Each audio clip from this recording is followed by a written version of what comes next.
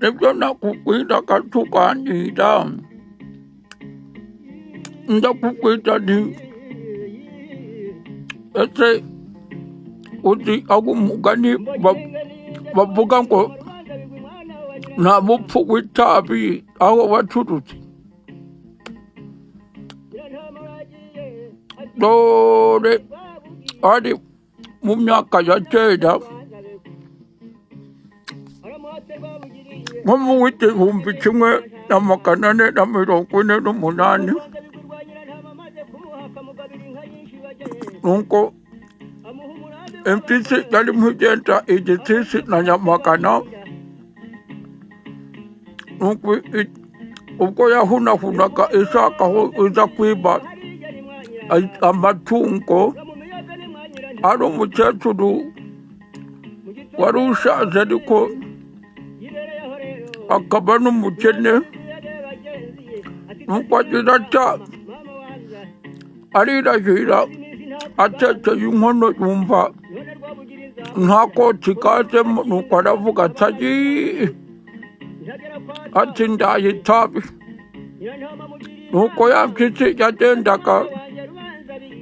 igeze haruguru y'urugo yumva umukecuru avuga ati ndaye itabi nuko impyisi nayo iti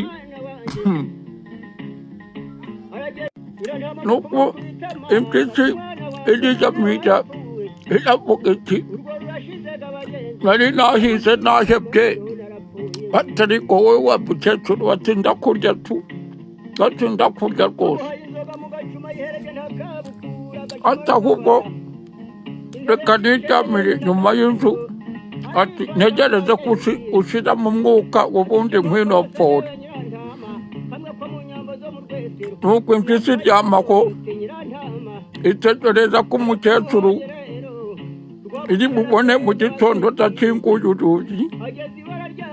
nuko igiye kubona ibona umukecuru mu gitondo agize adakingura urugi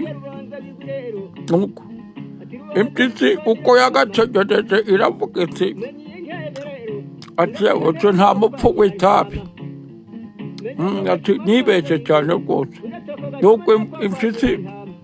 itaha amata gutyo nawe se mwana wanjye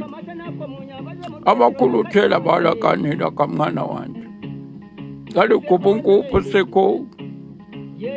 iterambere ryaje ngo haze za ziziyo